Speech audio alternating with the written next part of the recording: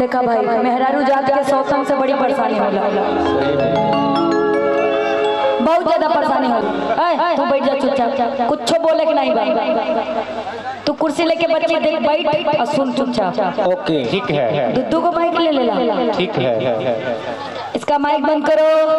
सीख के ना आप वहां चुप रहो। अतना निमन मेहरारू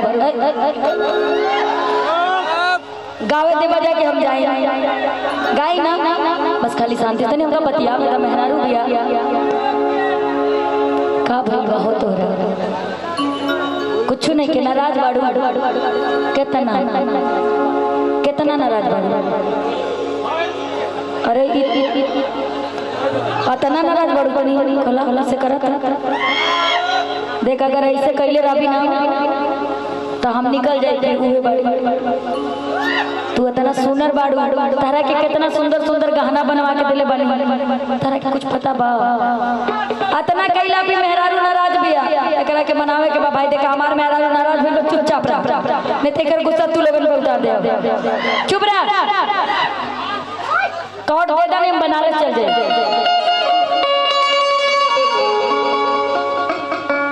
काहे खीसी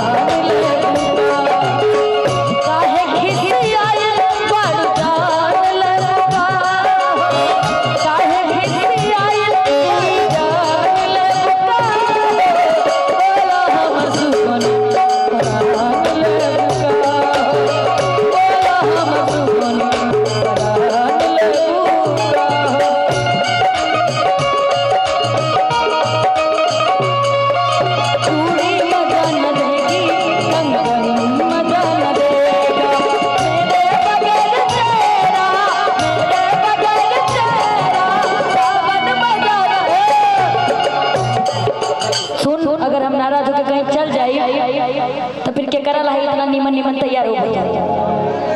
चूड़ी मजा न देगी, गाने को उल्टा करते हैं। चूड़ी मजा न देगी, कंगन मजा न देगा, मेरे बगैर तेरा।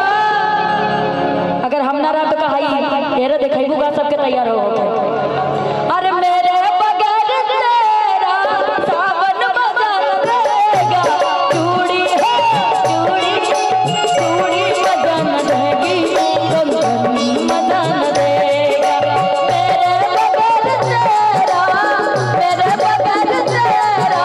सावन मजा न देगा, चूड़ी चूड़ी।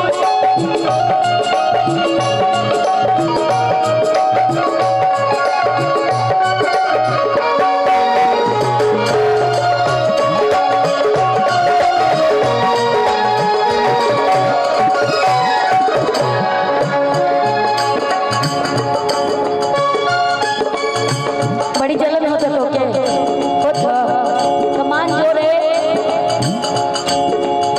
झुमका झुलने चूड़ी कंगन हाथ बनवा, ऊपर से जमाना तो सजाले।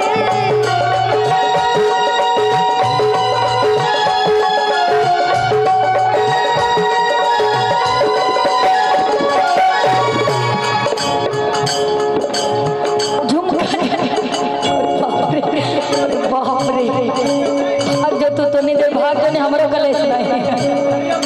अरे भाई झुमका झुलनी चूड़ी कंगन हाथ पानवा वाली, ऊपर से जमाले तो सजाले, ऊपर से जमाले।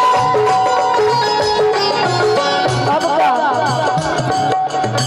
सोना रात के सजनो, सोना रात के सजनो दुकान ले बुका, सोना रात के सजनो दुकान ले बुका, बोला मोर सुगनी परान ले बुका, बोला हम सुगनी परान ले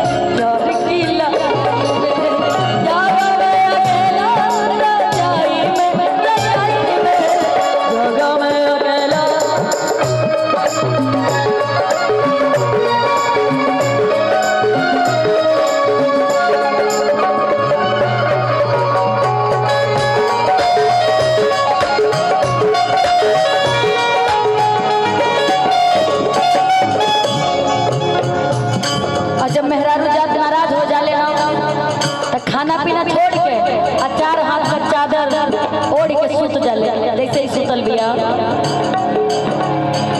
संझिए से सुतल बड़ चदरिया के तानी, काहे है खुबालत बा नाम मोरी रानी।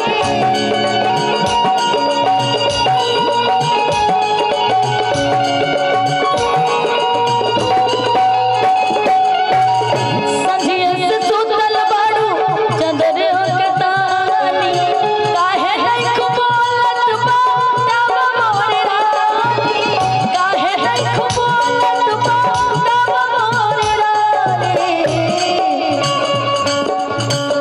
हमरा से बोलबो ना ध्यान ले लुका,